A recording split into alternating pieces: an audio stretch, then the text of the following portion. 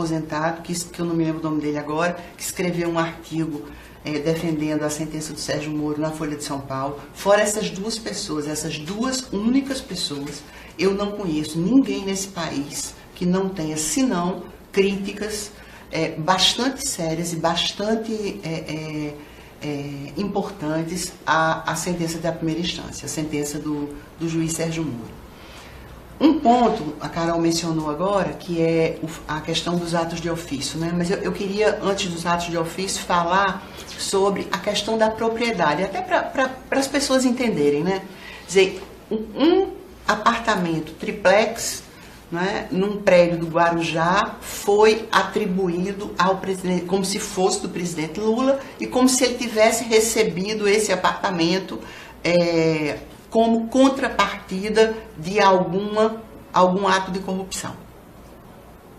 Quer dizer, em primeiro lugar, o que é muito interessante e que a imprensa quase nunca explica é que esse apartamento, se foi recebido pelo presidente Lula, teria sido recebido em 2014. Quer dizer, o presidente Lula deixou de ser presidente em 2010. Quer dizer, como é que alguém, né, recebe uma propina, digamos, um apartamento, 4 anos depois de que ele deixa de ser presidente? Isso é muito estranho, né? Se eu pratico um ato de corrupção porque eu tenho uma determinada função e eu mercantilizo essa minha função, corromper alguém através de um ato de ofício é isso.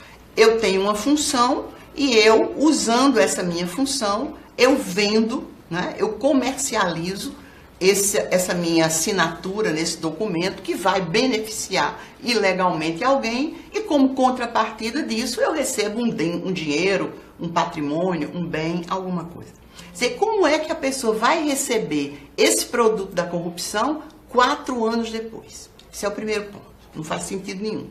O segundo ponto, o presidente Lula teria recebido esse patrimônio, esse imóvel, por conta de 3 contratos que a OAS teria estabelecido com a Petrobras, lá atrás. O presidente Lula não é presidente da Petrobras, não é diretor da Petrobras, nunca foi. E a lei é clara, a lei é muito clara. Quer dizer, o presidente Lula não pode responder por um crime de corrupção passiva de contratos vinculados à Petrobras se ele nunca desempenhou função alguma na Petrobras. Porque nem nomear, nem demitir diretor da Petrobras, o presidente da República tem poder. Quem faz isso é o Conselho de Administração da empresa, né? Então, é outra esquisitice sem tamanho. E aí o juiz Sérgio Moro diz o seguinte: não há um ato de ofício, é verdade, não há. Mas a gente pode falar sobre atos de ofício indeterminados, né? Quer dizer, isso é um problema enorme para o presidente Lula, que foi condenado, mas o direito não é só importante para aquela pessoa sobre a qual uma sentença recai. O direito é importante porque há um conjunto de observadores que olham essa decisão e que pensam o seguinte: e se fosse comigo? Quer dizer, e se fosse comigo, eu posso ser denunciado por um crime que eu nunca pratiquei, por um documento que eu nunca assinei, anos depois de eu ter desempenhado alguma função ou ter tido um trabalho em um determinado lugar. Quer dizer, isso gera insegurança jurídica. Então, esse ato de ofício indeterminado, isso é uma coisa assim absurda. E ele não poderia, senão, recorrer a uma estratégia bizarra como essa, porque isso efetivamente só aconteceu quando o presidente da República já não era mais presidente da República. Então, esse é um outro. E, por último, eu acho que são esses os 2 pilares da sentença, né? O famoso ato de ofício indeterminado, que ninguém sabe o que é isso, e o outro absurdo da sentença é a ideia de propriedade de fato, né? Como se o direito brasileiro, e qualquer cidadão no mundo sabe disso. Eu só sou proprietária de um imóvel se eu tenho a escritura daquele imóvel registrada no cartório. Se eu não tenho a escritura daquele imóvel registrada no cartório, eu não sou proprietária daquele imóvel. O outro caso é o caso da posse. Eu posso ser posseira de um imóvel. Eu moro nele, alugo ele, vivo nele, passo férias nele, mas ele não é meu porque eu ainda não tenho título de propriedade, mas eu tenho a posse. O presidente Lula não tem posse daquele imóvel, nunca teve. Foi lá uma única vez ver se interessava pelo apartamento e não se interessou. Quer dizer, o presidente Lula não pode vender, não pode comprar, não pode alugar. Além de tudo, aquele imóvel está registrado no cartório de registro de imóveis em Salvador, na Bahia. Né? Aquele imóvel tem dono. Aquele imóvel tem dono. O dono é a OAS, que inclusive fez uma cessão fiduciária desse imóvel à Caixa Econômica Federal. E há uma série de documentos no processo que mostram isso. Que o imóvel tem um proprietário e que esse proprietário deu esse imóvel em garantia hipotecária à Caixa Econômica Federal. Então, quando Carol diz o juiz cerceia a defesa, o juiz simplesmente ignora esses documentos, ignora a existência desses documentos e diz, não, o presidente é proprietário de fato do apartamento. Vá ele, o presidente, agora lá no apartamento. Tome posse dele, é meu, me dá para cá, para ver o que vai acontecer. Vão correr com ele de lá rapidinho, porque o imóvel não é dele, tem dono. A Caixa Econômica imediatamente vai em cima, porque o imóvel é propriedade. Quer dizer, quem tem agora os direitos sobre o imóvel é a Caixa Econômica, porque recebeu aquele imóvel numa cessão fiduciária da OAS. Então, isso é violar a defesa, é ignorar as provas que estão no processo. Né? E criar conceitos como propriedade de fato ou atos de ofício indeterminados, que são coisas que o direito brasileiro não prevê. Simplesmente isso, o direito brasileiro não prevê. E o juiz faz uso de algo que não existe, que o direito brasileiro não prevê, e com isso ele condena uma pessoa a 9 anos e meio de prisão. Professora Carol. Só complementar um aspecto que a Gisele falou muito bem dos dois anteriores, mas tem um terceiro, Gisele, que é a questão do corréu. Né? Então, vamos dizer, além de ignorar as provas presentes no processo, como você bem falou, tem a questão das 73 testemunhas, que foram testemunha, que tem peso probatório, que são ignorados os depoimentos que demonstram a não conexão com a propriedade do imóvel, etc, etc, nas 27 audiências produzidas, como a levar em consideração uma delação de um corréu, quer dizer, também é réu, também tem interesse no caso e principalmente não tem compromisso com a verdade, porque ele é corréu, ele não é uma testemunha do caso. E nesse caso, e também estava em negociação um acordo de delação premiada.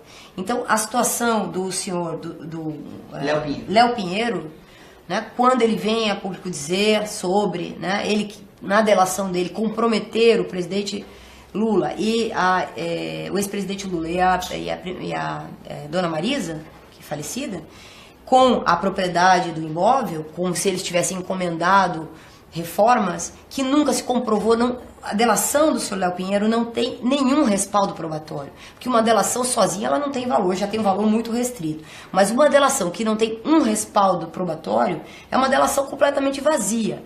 E só para reforçar uma expectativa que nós temos com relação à anulação dessa sentença, a reforma da sentença, o próprio TRF4 já tem antecedentes nesse sentido, de não reconhecer o peso definitivo de delações como probatórias para um processo dessa natureza. Né? Então, nós temos uma situação aqui que no caso da sentença de primeiro grau, a sentença de Curitiba, o que nós temos no lugar da prova é presunção. E temos uma fala muito interessante do desembargador Gebran, que nós comentávamos um pouco antes de começar aqui o programa. Não se permite que juízo de probabilidade converta-se em presunção de culpabilidade. Presunção não pode ser prova. Presunção é presunção. É talvez o desejo do próprio julgador de atribuir um valor probatório a algo que não é prova. Então é isso, só queria esclarecer, porque a questão do corréu é muito importante nesse caso. Agora, tem uma questão importante que Carol menciona agora, só para arrematar, é que a delação do Léo Pinheiro, até hoje, que dia é hoje? Hoje é 12 de janeiro. de 2018, até hoje a delação de Léo Pinheiro não foi homologada.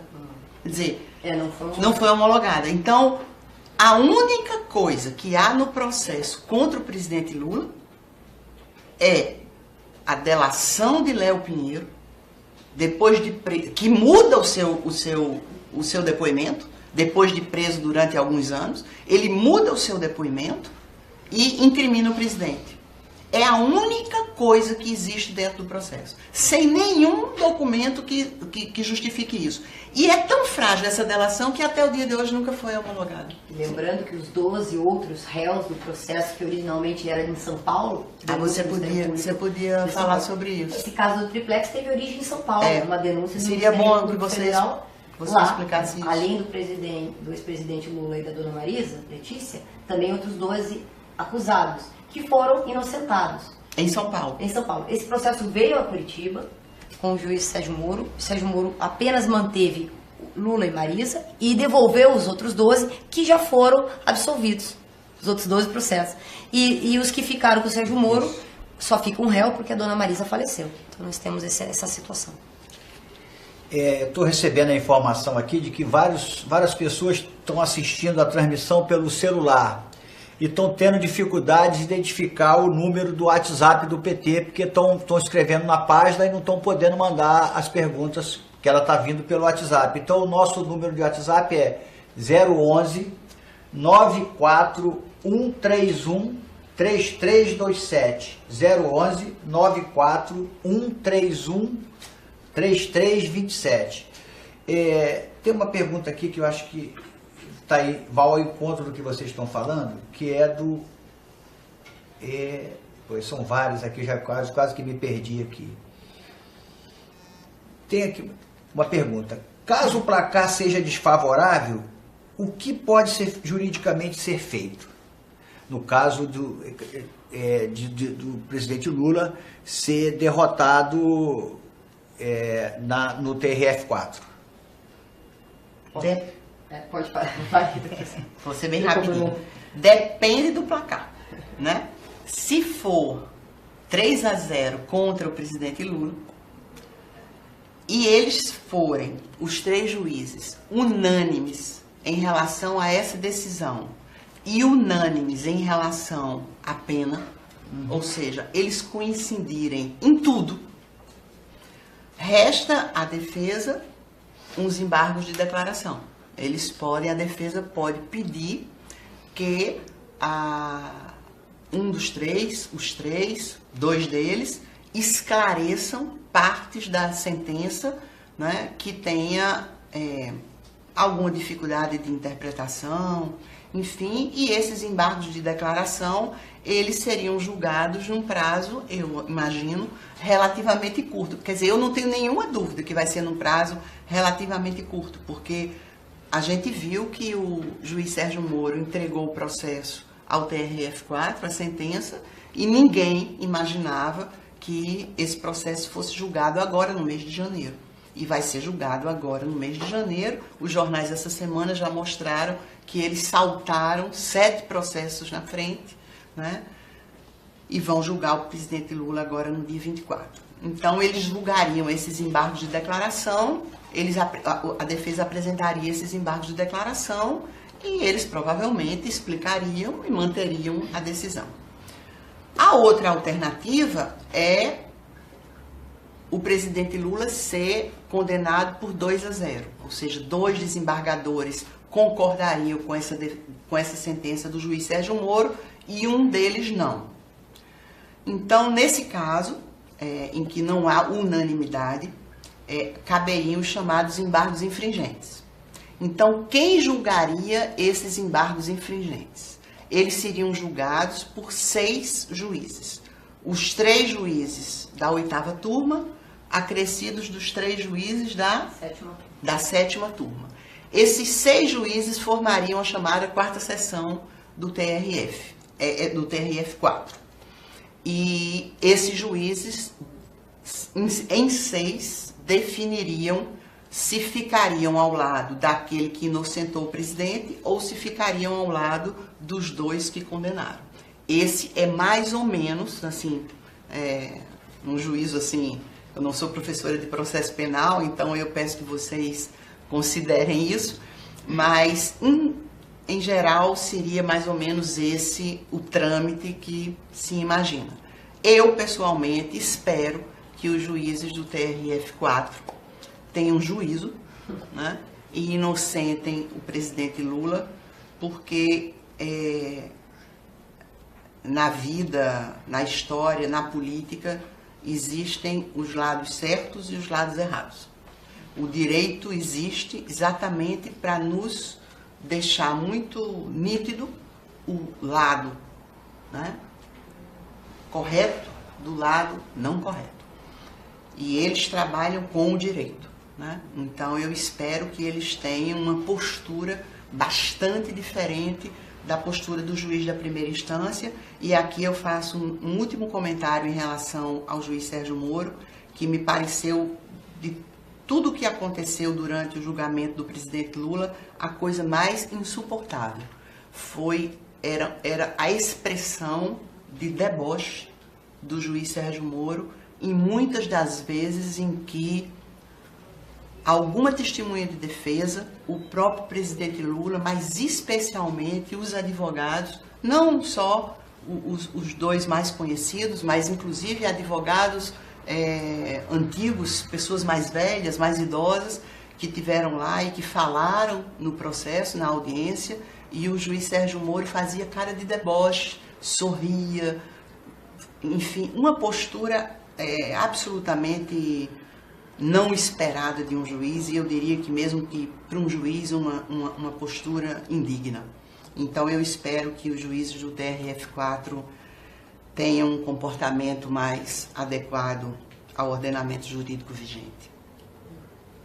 Eu acho que aqui nós temos uma questão muito foco agora no TRF4, principalmente porque eles optaram pela celeridade, né? Então a celeridade não só acelera toda a discussão sobre isso. Nós estamos iniciando o ano e esse tema predomina nas redes sociais, predomina nas preocupações com todas as pessoas que estão ligadas a essa questão da democracia, e faz com que o foco todo fique, né, em cima dos juízes da 8ª turma, né? O Pedro Gebran Neto, o Paulsen, o Leandro Paulsen e o Laus, que já tem sua vida conhecida, né? Tem até quase biografias sobre eles, por conta do interesse a respeito e a expectativa a respeito de como eles vão se defender. Eu sou como a Gisele também, uma otimista, achando que ainda vão voltar, o julgamento vai acompanhar o direito, vai acompanhar as garantias fundamentais. Então eu tenho isso, embora a gente imagine que também possa haver aí um sentimento punitivista e persecutório, né? Esses recursos, eles, até o momento do julgamento desses recursos, né, só complementando o que a Gisele falou, eles então impediriam vamos dizer, a condenação final pela turma colegiada, né, por um órgão colegiado, que é o Tribunal Regional Federal da 4ª Região, e ainda assim caberia o recurso também a extraordinário e especial ao STJ, a STF e STJ, e ainda assim, portanto, nós teríamos um processo de apelação que seguiria em frente. Então, e uma coisa importante é diferenciar. Uma coisa é o julgamento do TRF4 e as apelações possíveis, dependendo do placar. Outra coisa é a impugnação de candidatura, que não se pode falar em impugnação de candidatura. Não vai acontecer impugnação de algo que não existe no dia 24 de janeiro. Não existe o candidato, existe o pré-candidato, que poderá ou não registrar sua candidatura até o dia 15 de agosto. É lá que começará o processo de impugnação eventual por outros partidos, pelo próprio Tribunal Superior Eleitoral, eventualmente, a partir de 5 dias depois do dia 15 de agosto. É só lá que vai se discutir o processo eleitoral, que eventualmente pode impedir a candidatura. E se ainda existirem recursos em andamento, esse processo pode ser, portanto, suspenso até o momento em que esses recursos sejam julgados. Pelo menos nós temos um precedente nesse sentido do prefeito de Araújo, de Minas Gerais, que aconteceu isso por unanimidade, uma sentença de 2016 do Tribunal Superior Eleitoral. e que enquanto existe recurso pendente no órgão colegiado de segundo grau, não precluiu o direito de defesa, de ampla defesa do acusado e, portanto, não se pode cassar o direito, né, de candidatura nesse caso, do presidente da República.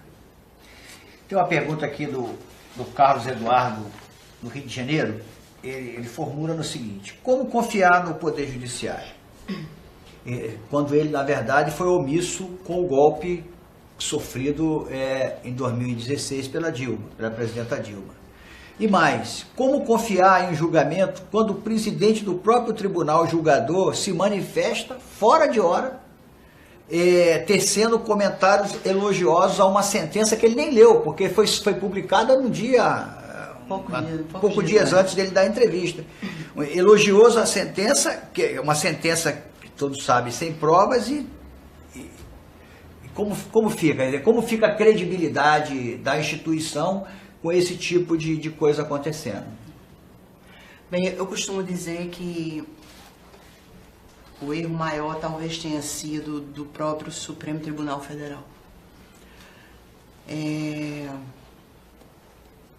Eu também tenho dito, enfim, em algumas oportunidades, que o Supremo Tribunal Federal no Brasil, ele tem tido uma postura progressista no campo comportamental. Então, por exemplo, a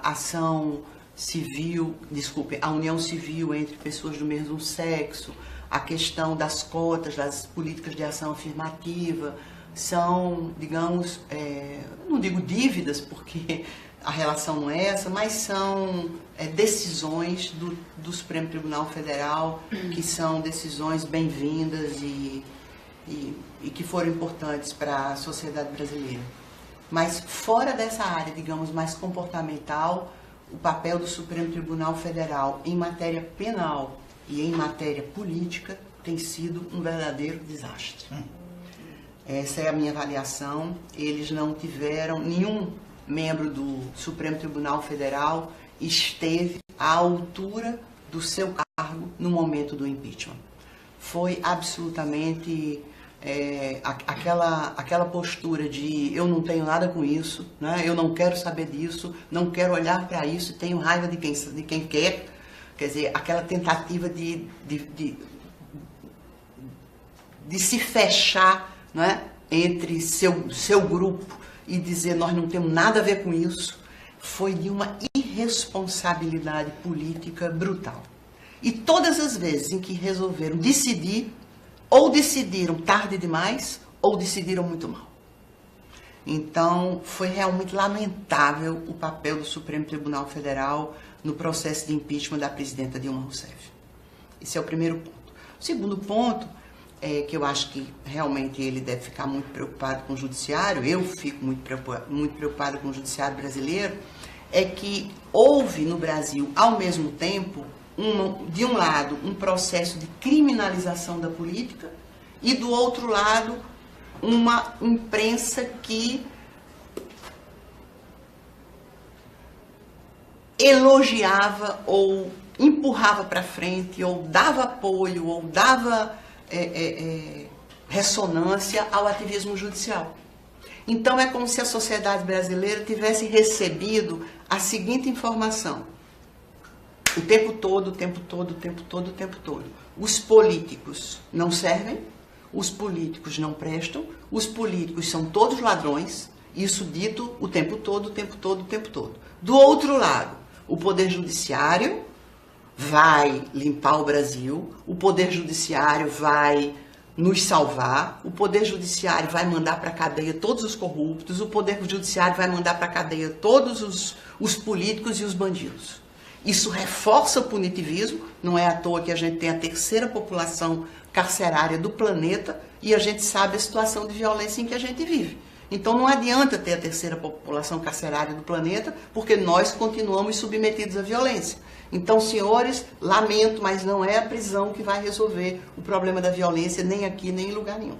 Mas, então, existe essa combinação. De um lado, a gente criminaliza a política e chama todos os políticos de ladrões. A maioria até pode ser, né? A corrupção existe e a gente conhece. É importante que essa corrupção seja combatida. Muito importante que essa corrupção seja combatida. Agora, essa corrupção não pode ser... A gente precisa ser esperto. Por que é que resolveram combater a corrupção exatamente a partir do momento em que o PT ocupa o cenário político nacional? Por que que antes não se combatia a corrupção? Primeiro, porque não havia instrumento para combater a corrupção. Porque quem cria os instrumentos para combater a corrupção, quem apoia a Polícia Federal, quem fortalece o Ministério Público, é o governo do PT. Então, primeiro isso. E segundo, não havia esse clamor midiático para que a população fosse enfrentada. Então, o judiciário... Hoje a gente já começa a ficar esperto e começa a perceber, caímos numa armadilha. Porque, de um lado, nós tivemos um discurso de criminalização da política e, do outro lado, um discurso de que o judiciário vai nos salvar. E agora que a gente vê que esse judiciário não é assim, tão limpinho, tão bonitinho e tão redondinho como tantos esperavam. E agora que começam a aparecer todas as críticas, algumas fundadas, outras infundadas, é verdade, aos próprios membros do Poder Judiciário. Então, a vida não é fácil. Tem uma pergunta aqui do Luiz César, de São Paulo, e também da Andressa, também de São Paulo, que são perguntas parecidas, que eles colocam dúvidas de expectativa sobre o julgamento lá do TRF4, porque eles falam duas coisas que são pertinentes. Primeiro, é que acolheram uma sentença do Moro que foi dada, e isso aí todos vêm propalando, inclusive a própria setores da mídia, de que foi uma sentença baseada em especulações dela, e sem prova alguma. Quer dizer, isso leva com que a expectativa das pessoas vem baixando. E o outro é o seguinte: o Moro cometeu uma série de ilegalidades no andamento desse processo. Aquela gravação, aquele grampo da Dilma com o presidente Lula, a gravação, o grampo no escritório dos advogados. Quer dizer, e nenhuma instituição, nenhum setor do Poder Judiciário acima, nem o próprio TRF4, nem o STJ, nem o STF, tomou nenhuma providência. Quer dizer, então as pessoas vão ficando perplexas com esse conjunto de ações e ficam querendo que vocês possam explicar como é que eles saem desse processo kafkiano que nós estamos envolvidos. Essa ansiedade e essa incredulidade que a gente está vivendo, né? Porque é muito triste que nós tenhamos que discutir o ativismo judicial e o papel nefasto que setores do Poder Judiciário no Brasil estão adotando atualmente, né? Não só de primeira instância, como a Gisele falou bem da responsabilidade do STJ, do Supremo Tribunal Federal durante o impeachment e também durante o processo contra o Lula, porque foi acionado e preferiu não interferir no julgamento de mérito. Até o momento nós estamos vendo que esse processo é agora que ele vai sofrer o processo contra Lula, que gerou a sentença condenatória, vai ser visitado e vai ser analisado e, portanto, testado a primeira vez agora no TRF4, finalmente, né? Porque vários recursos ao longo do processo foram sendo rejeitados e, portanto, o judiciário nesse ponto está agindo de forma corporativa, o que diminui a nossa expectativa de aplicação do direito por conta do comportamento silencioso, né? De não interferir num julgamento flagrantemente ilegal e parcial, né? Então nós estamos vivendo uma situação de uma cultura de um ativismo judicial que tem consequências. No momento em que os juízes querem ultrapassar as suas funções jurídicas e adotar uma postura que muitas vezes é própria do Poder Legislativo, então eles vão ter que aguentar as consequências disso. O povo está cobrando do judiciário algo que não seria competência do judiciário, porque assim o judiciário quis fazer.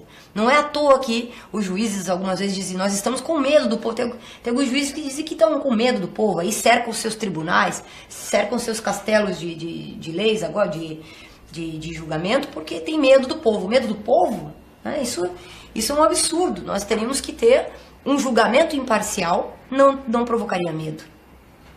Um julgamento imparcial não teria pressa, não precisaria passar por cima de outros 7 processos. Por que é que nós estamos vivendo uma situação como essa, né?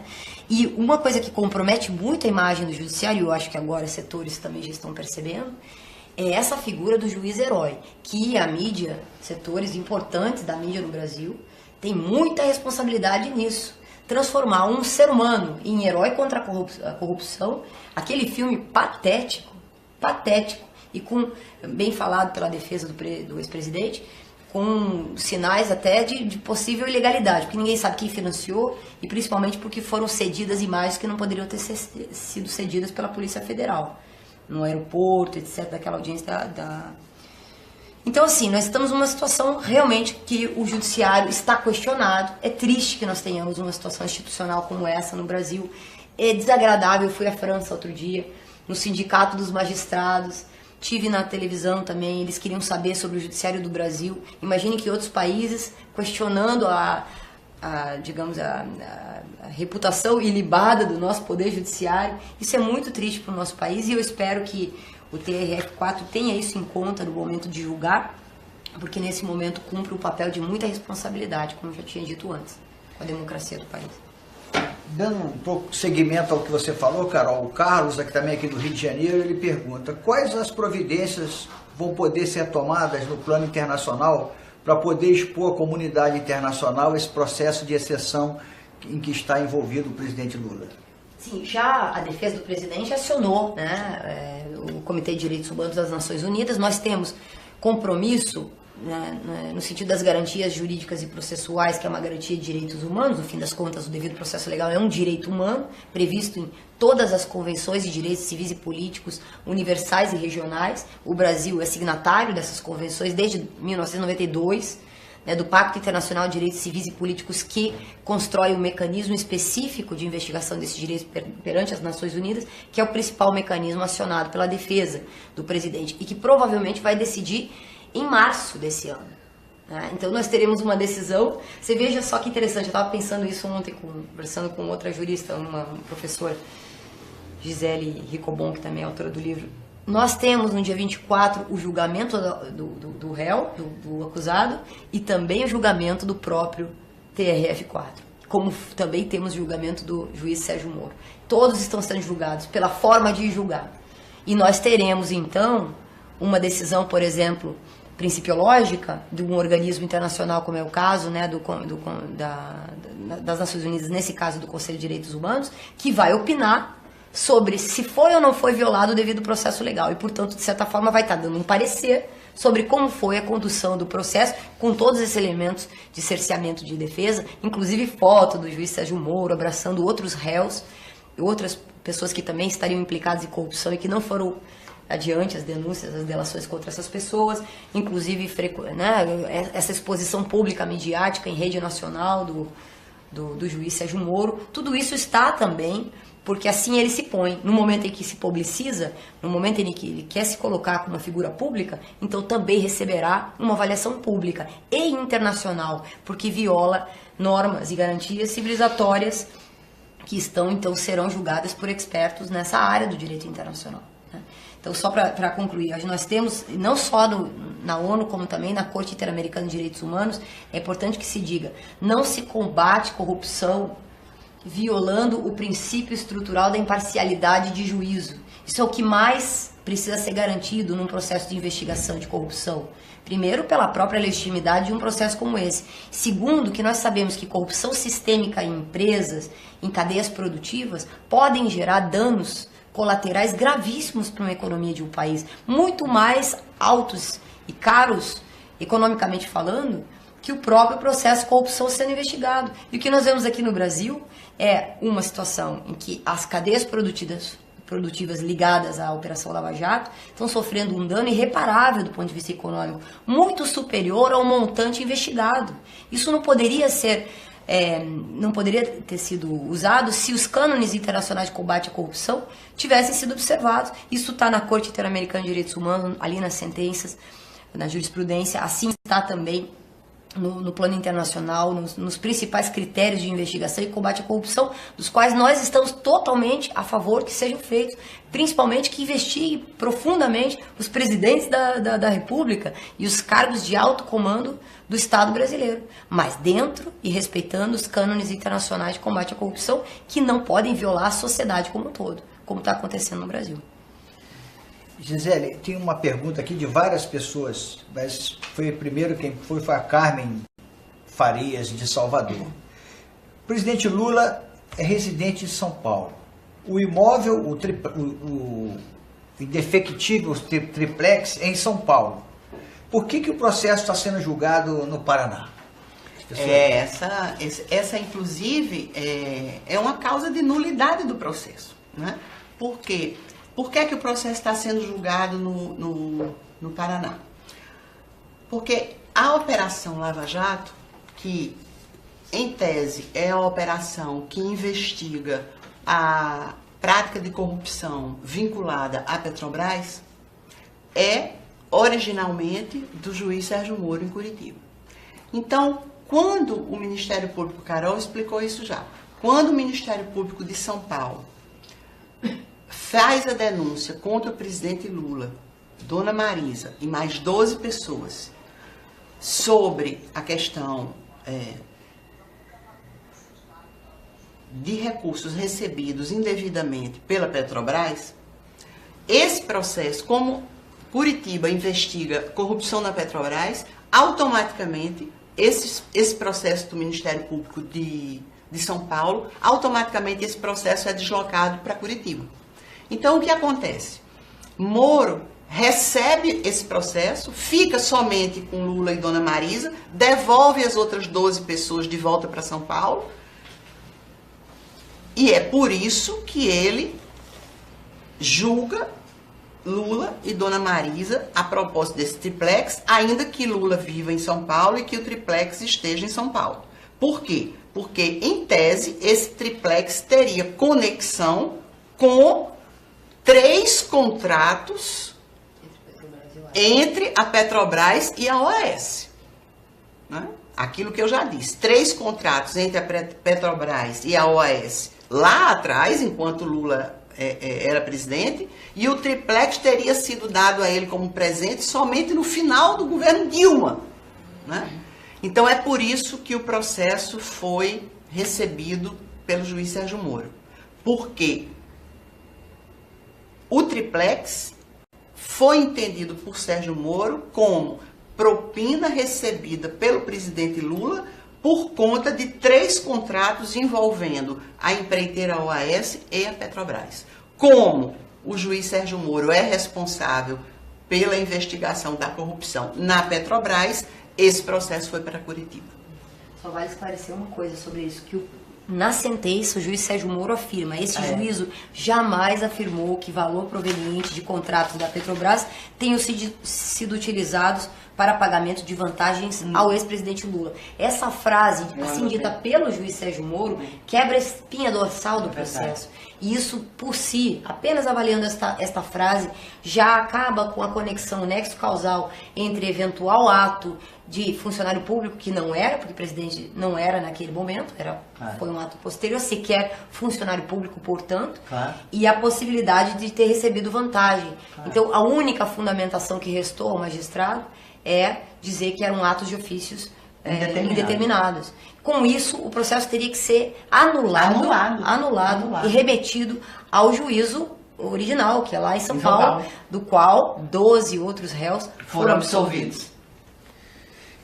Gisele, a Vanilla de Souza, de São Paulo, ela diz que tem lido, tem ouvido muita especulação a respeito de que o TRF4 pode adiar o julgamento. Você acha que isso pode ser possível?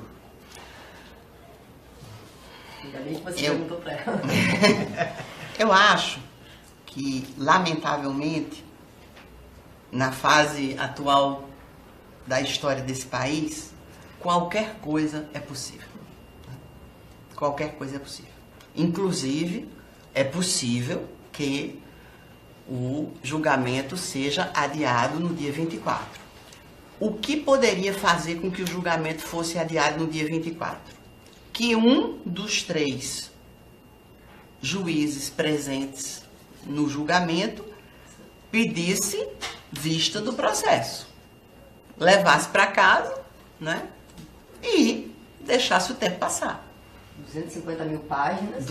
São 250 mil páginas. Eu acho até que eles teriam argumento, aliás, teriam até mais argumento para demorar na decisão do que para antecipar tanto, porque, como lembrou Carol agora, o processo é imenso, né? O processo é muito grande. Então, tudo pode acontecer, evidentemente que isso pode acontecer. Agora, eu, pessoalmente, né?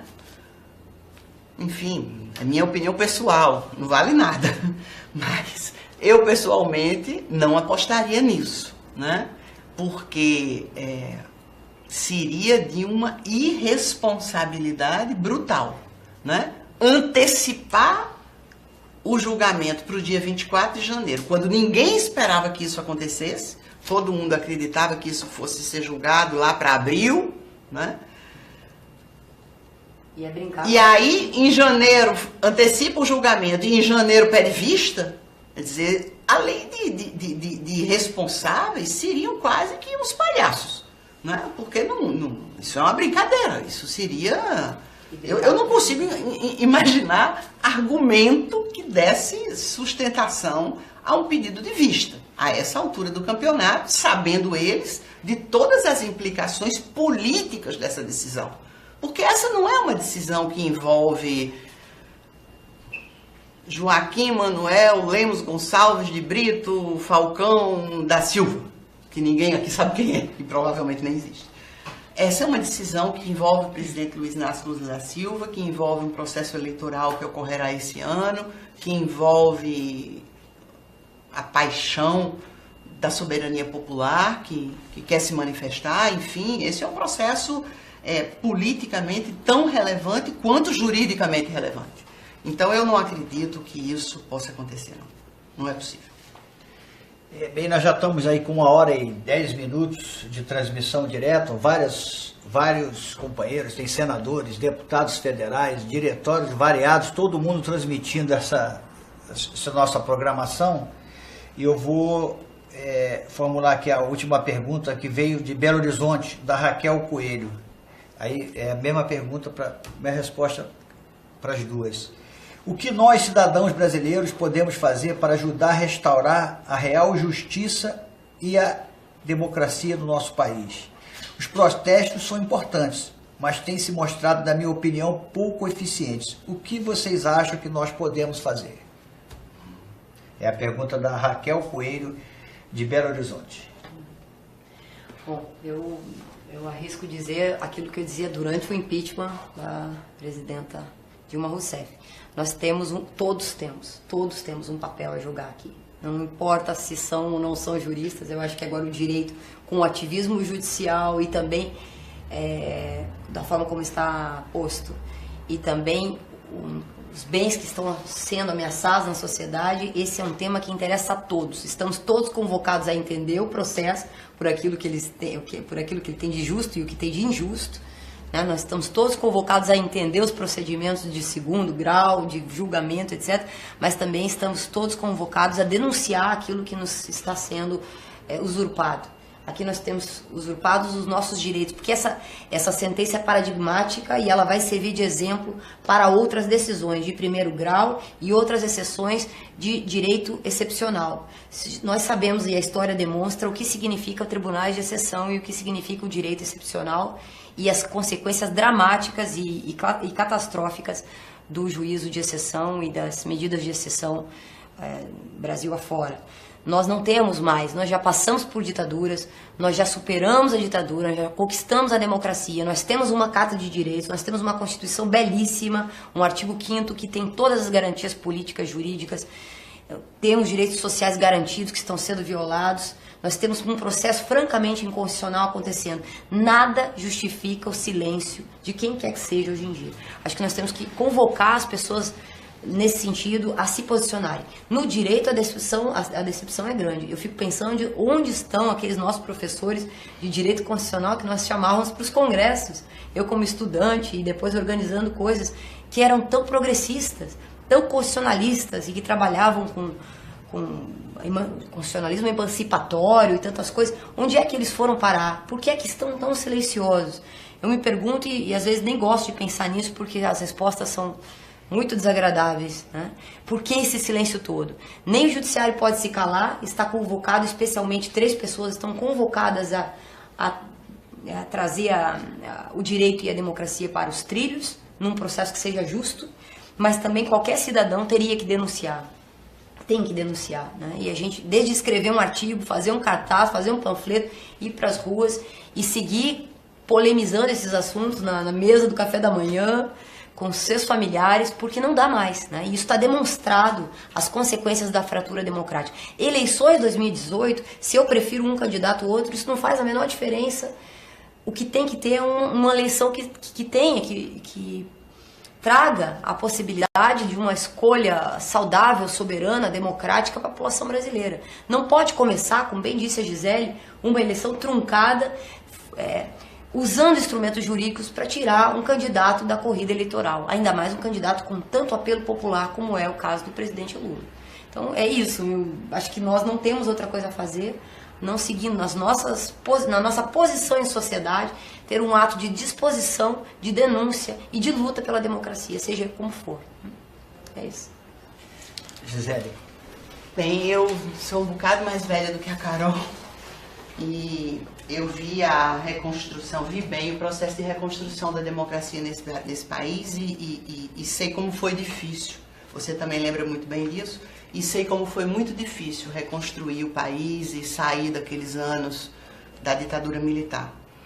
E eu acho que a gente um pouco acreditava, depois de 30 anos de Constituinte, né, da Constituição de 88, um pouco a gente acreditava que não haveria mais retrocesso, que não haveria mais quebra da legalidade, quebra da rompimento com a institucionalidade vigente, que a gente não veria um estado de exceção, que a gente não veria essa dissonância entre os poderes, que a gente não veria um Supremo Tribunal Federal acovardado. Eu aqui repito as palavras do presidente Lula, um Supremo Tribunal acovardado. Eu realmente acho que parte da responsabilidade pelo desastre do impeachment e todas as consequências posteriores ao impeachment foi do não protagonismo do Supremo quando ele precisava guardar a Constituição.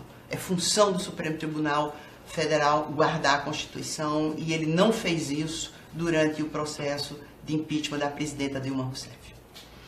Então eu acho que o que a gente tem que fazer é um pouco cada qual no seu quadrado. Quer dizer, eu e Carol, por exemplo, estamos aqui desde o impeachment produzindo livros e denunciando esse estado de exceção, denunciando esse processo de criminalização da política, denunciando esse ativismo judicial insuportável para qualquer sociedade democrática. E ao povo brasileiro resta, quer dizer, eu costumo dizer o seguinte: o povo brasileiro tem uma tradição cultural de se manifestar politicamente nos períodos eleitorais, né? De usar a democracia representativa para fazer as grandes mudanças, né?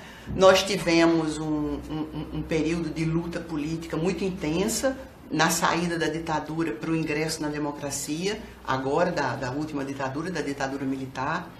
Tivemos as diretas, tivemos os cara pintadas, tivemos a luta pela anistia. Foi um período eu que vivi aquele período, foi um período de uma riqueza política muito grande. E a gente não está vendo isso agora. De qualquer forma, a gente ainda tem a Constituição, a situação não é fácil, né? Mas a gente ainda está longe de um estado de completa exceção, de completa violência. Você ainda tem algumas instituições que funcionam. Enfim, a situação não é assim tão dramática no sentido da exceção propriamente dita, como era ao tempo da ditadura militar, em que você não sabia se voltava vivo para casa à noite. Então, eu acho que o povo brasileiro está esperando a eleição. Eu não tenho nenhuma expectativa de que depois de amanhã o povo brasileiro vai ocupar as ruas e vai repetir o movimento da luta pelas diretas ou qualquer outra coisa parecida. Eu acho que não.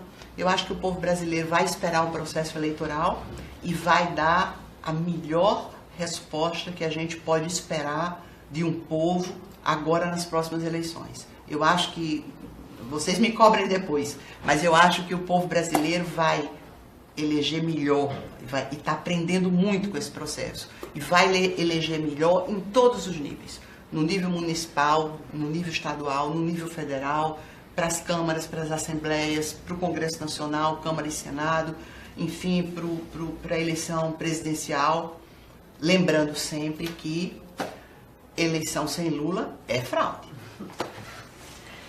E antes de encerrar, eu queria mais uma vez dizer que esse é o livro que as professoras Carol Proner e Gisele Cittadino, junto com a Gisele Ricobon e o João Ricardo Dornelles, produziram, organizaram. Ele está disponibilizado gratuitamente na página do PT Nacional. É só ir lá no www.pt.org.br, ele está lá, pode ser baixado gratuitamente para as pessoas tomarem conhecimento da opinião de centenas, 126 juristas do Brasil todo que produziram essa obra.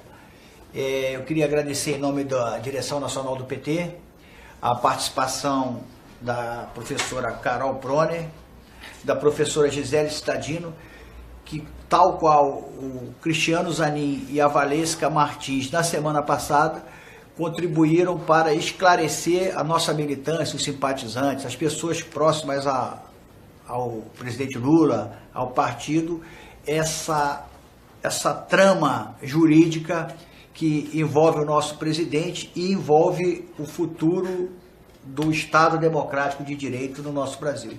Você quer falar mais alguma coisa, Carol?